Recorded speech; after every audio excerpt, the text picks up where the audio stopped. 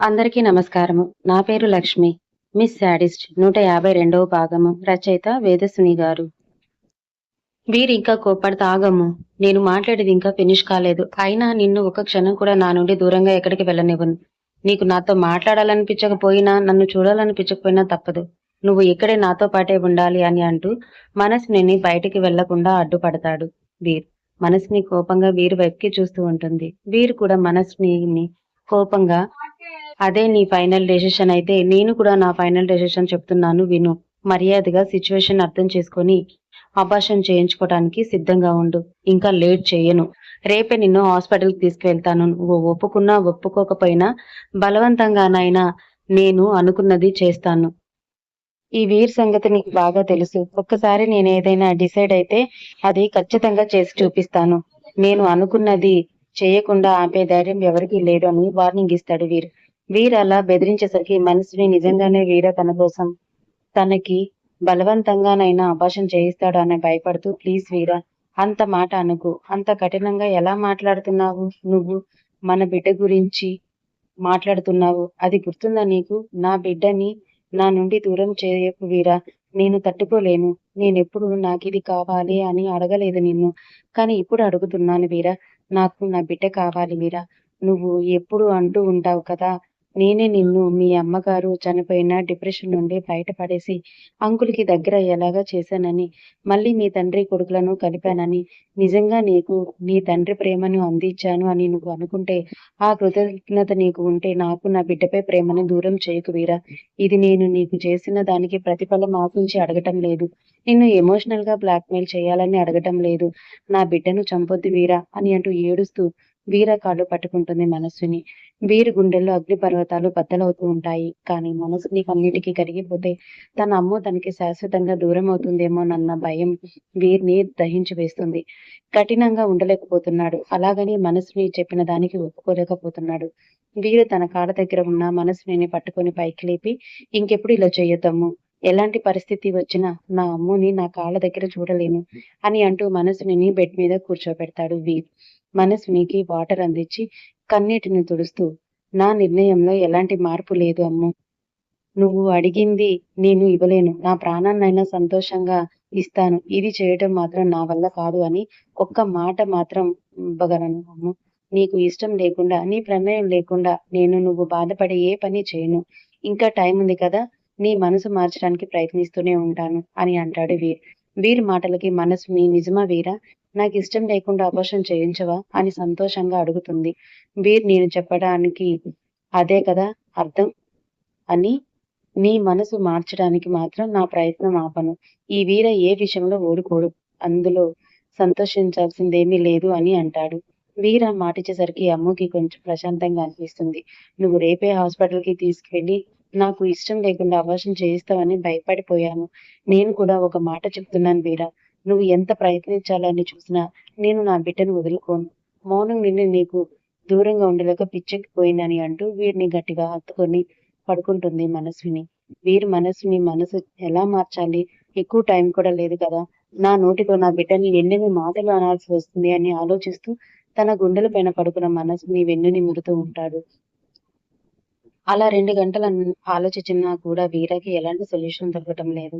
మనస్విని నిద్రపోయింది అని నిర్ణయించుకొని వీరు లేచి కూర్చొని మనసుని నడుము, పొట్ట దగ్గర చీరని కాస్త పక్కకి జరిపి పొట్ట మీద చెయ్యి వేసి ప్రేమగా నిమురుతూ ఐయామ్ సారీ అమ్మా.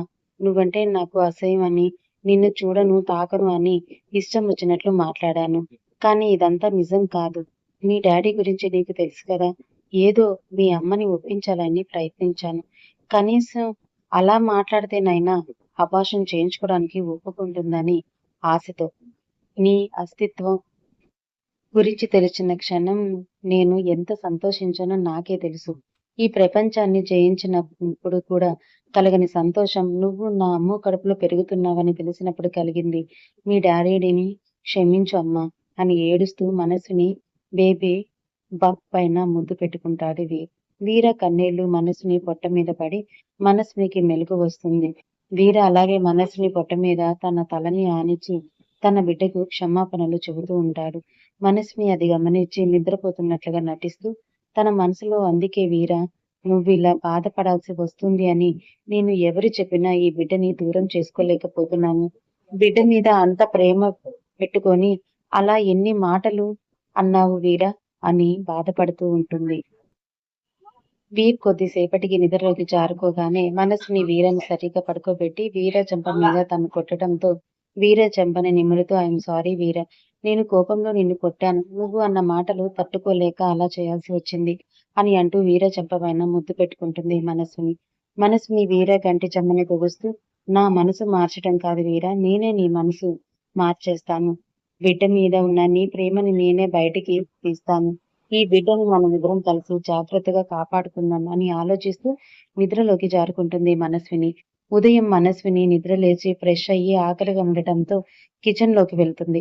మనస్విని రంగమ్మ వేడివేడిగా దోశలు వేసి ఇస్తూ ఉంటే కిచెన్ లోనే తింటూ ఉంటుంది. చట్నీ ఎక్కువగా కలుపుకొని తింటూ వావ్, చాలా స్పైసీగా ఉంది అని నోరు మండుతూ ఉన్నా తింటూ ఉంటుంది మనస్విని. అప్పుడే వీర్ అక్కడికి వచ్చి, అంత ఎక్కువ స్పైసీ ఫుడ్ ఎందుకు తింటున్నావమ్ము, నీకే నోరు మండుతుంది అంటే కడుపులో ఉన్న బిడ్డకి ఎలా ఉంటుంది అని తన బిడ్డ మీద ఉన్న ప్రేమతో నోరు జారుతాడు. వెంటనే మనసుని, అవును వీరా, నేను మర్చిపోయాను, ఎందుకో స్పైసీగా తినాలనిపించింది, నాకే ఇంతలా నోరు మండుతుంది అమ్మో, మన బిడ్డకి బాడీ ఎంతలా మండుతుంది, నువ్వు సమయానికి గుర్తు చేసావని చట్నీని పక్కన పడేసి ఒట్టి దోశ ఇష్టం లేకపోయినా ముఖమంతా అతలో పెట్టి తింటూ ఉంటుంది మనసుని. వీర మనస్ని దోశని అలా తింటూ ఉంటే చిన్నగా నవ్వుతూ, ఏం పర్వాలేదు, కొంచెం చట్నీ వేసుకొని తిను, లేకపోతే తినలేవు అని అంటాడు. మనస్ని మాత్రం, ఇక నేను చట్నీ తినను వీరా, దాదాపుగా 4-5 దోశలకు అయ్యే చట్నీ అంతా ఒక దోశతోనే తినేసేశాను అని అంటుంది. టైం చూస్తే ఉదయం 7 కూడా అవ్వటం లేదు. వీరు మనసుని వైపుకి ఆశ్చర్యంగా చూస్తూ, అయినా ఇంత ఉదయాన్నే టిఫిన్ చేస్తున్నావమ్మో, అది కూడా నేను డాడీ లేకుండానే అని అంటాడు. మనసుని దోశ తింటూనే, ఇప్పుడు కాదు వీరా, 6 గంటల నుండి నాకు ఆకలిగా అనిపిస్తుంది, అందుకే తొందరగా లేచి ఫ్రెష్ అయ్యి వచ్చి రంగమ్మను దోశ వేసి పెట్టమని అన్నాను అని ఇన్నోసెంట్ గా చెప్తుంది. వీడు చిన్నగా సీరియస్ అవుతూ, మరి నన్ను కూడా లేపొచ్చు కదా, అప్పుడే ఏదో ఒకటి తినటానికి తెచ్చేవాడిని అని అంటూ, సరే సరే అలా కూర్చొని తిను, నిలబడి ఎందుకు తింటున్నావు, వెళ్ళి డైనింగ్ టేబుల్ మీద కూర్చో, కొంచెం నెమ్మదిగా తిను అని అంటూ హాల్లో సోఫాలో కూర్చుంటాడు వీర్. వీర్ రంగమ్మని పిలిచి, నాకు కాఫీ ఇవ్వు అని అంటాడు. మనసునికి దోశ తింటూ ఉండగా ఒక ఆలోచన వస్తుంది. అవును వీర, ఇందాక నేను ఎక్కువగా స్పైసీ ఫుడ్ తింటే బిడ్డకి ఇబ్బంది అవుతుంది అని బిడ్డ మీద ఉన్న ప్రేమతో చెప్పాడు. బిడ్డ మీద ప్రేమ లేదు అని, బిడ్డంటే అసహ్యం అని అబద్ధాలు చెప్పాడు కదా. వీరలో బిడ్డ మీద ఉన్న ప్రేమని బయటికి తీస్తాను నేను అని అనుకొని ప్లాన్స్ గీస్తూ ఉంటుంది. రాజేంద్ర చక్రవర్తి గారు కూడా ఫ్రెష్ అయ్యి, గుడ్ మార్నింగ్ అమ్ము, గుడ్ మార్నింగ్ వీరా అని అంటూ వీరు పక్కన కూర్చుంటాడు. మనసుని తన ప్లాన్ ఇంప్లిమెంట్ చేయడానికి పైనాపిల్స్, పపాయ డైనింగ్ టేబుల్ మీద కట్ చేసి ముక్కలుగా ప్లేట్లో పెట్టుకుంటుంది. వీర కాఫీ తాగుతూ మనసుని వైపుకి చూసి, నాకు చెప్తే నేను కట్ చేసి పెడతాను కదా అని అంటూ డైనింగ్ టేబుల్ దగ్గరికి వెళ్ళి, ఇటు జ్యూస్ చేస్తాను అని ఆ ముక్కలని తీసుకుంటాడు. వీర్ జ్యూస్ చేసి గ్లాసులో పోసి మనసునికి ఇస్తాడు. మనసుని తాగటానికి చేతిలో ఆ గ్లాసుని పట్టుకొని, వీరకి ఈ జ్యూస్ తాగొద్దు అని తెలియదనుకుంటా, నా ప్లాన్ ఫెయిల్ అవుతుందా ఏంటి, అంకులైనా చూడటం లేదు చ అని అనుకుంటూ ఉంటుంది. వీర మనసుని జ్యూస్ తాగకుండా ఉండటంతో, ఏంటి అలా చూస్తున్నావమ్మా, తొందరగా తాగు, ఆకలిగా ఉంది అన్నావు కదా అని అంటాడు. అప్పటి వరకు అంతగా గమనించిన రాజేంద్ర డైనింగ్ టేబుల్ పైన ఉన్న మిగిలిపోయిన ఆ ఫ్రూట్స్ ని చూసి, ఏం జ్యూస్ ఇస్తున్నావు వీర్ అని కంగారుగా అడుగుతాడు. వీర్, ఏంటి డాడ్, అమ్ముకి ఆకలిగా ఉంది అంటే పైనాపిల్ పపాయ జ్యూస్ ఇస్తున్నాను, మీరెందుకు కంగారుగా ఉన్నారు అని అడుగుతాడు. ఇక్కడ మనసుని అదే ఛాన్స్ అనుకొని గ్లాస్ నోటి దగ్గర పెట్టుకుంటుంది. రాజేంద్ర కొంచెం సీరియస్ గానే, కొంచెమైనా బుద్ధి ఉందా వీర్, ఆ జ్యూస్ ప్రెగ్నెంట్ లేడీస్ తాగకూడదు అని ఆ మాత్రం తెలియదా అని అంటాడు. వీర్ కంగారు పడిపోతూ మనసుని నోటి దగ్గర పెట్టుకున్న గ్లాస్ ని నెట్టేస్తాడు. మనసుని తను అనుకున్నది జరిగింది అని సంతోషపడుతుంది. కానీ పైకి ఏమీ తెలియదన్నట్లుగా నటిస్తూ, ఏంటి వీరా అని అంటుంది. రాజేంద్ర మాత్రం మనస్విని కోపంగా చూస్తూ, ఒకవైపు నేను చెప్తూనే ఉన్నాను, నీ పాటికి నువ్వు జ్యూస్ తాగుతున్నావు, ఆ జ్యూస్ తాగకూడదని నీకు కూడా తెలియదాము అని గట్టిగా బేస్ వాయిస్తో అరవటంతో మనసుని కాస్త భయపడిపోతూ, అది అంకుల్, నాకు తెలియదు నిజంగానే అని అబద్ధం చెప్పేస్తుంది. రాజేంద్ర చక్రవర్తి ఏం పిల్లలో ఏంటో, ఒకరికి మైండ్ ఎదగలేదు, చూస్తే 2 కంపెనీలను రన్ చేస్తున్నారు, నర్సరీ పిల్లల కంటే అధ్వానంగా ఉన్నారని కోపడుతూ, రంగమ్మ నా రూమ్ లోకి కాఫీ తీసుకొనిరా అని అక్కడి నుండి వెళ్ళిపోతాడు. వీరు మాత్రం మనస్వినితో డాడ్ చెప్పకపోతే ఎంత ప్రమాదం జరిగేదమ్ము. కొన్ని విషయాలు తెలుసుకోవాలి కదా నువ్వు అని అంటాడు. మనస్విని వీరి వైపుకి అలాగే చూస్తూ నీకు కావాల్సింది కూడా అదే కదా వీరా. నువ్వు కావాలనే నా చేత ఆ జ్యూస్ తాగించాలని చూశావు.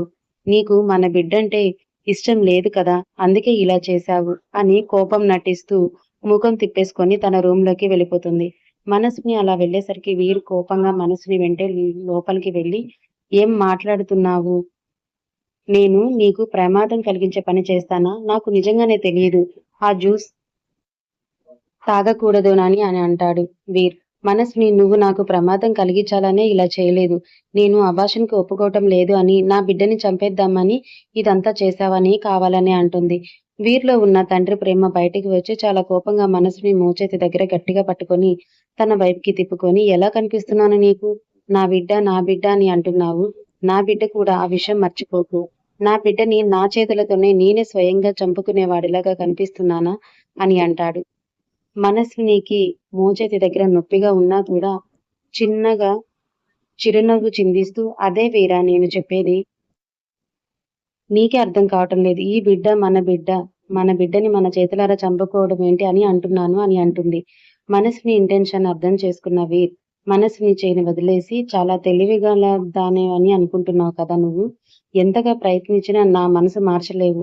నాకు ఏమీ ఈ బిడ్డ మీద ప్రేమ లేదు. కాకపోతే ఇలాంటివన్నీ తాగటం వల్ల బిడ్డతో పాటు నీకు ప్రమాదమని నా బాధంతా అని అంటూ అక్కడి నుండి బయటికి వెళ్ళిపోతాడు వీర్.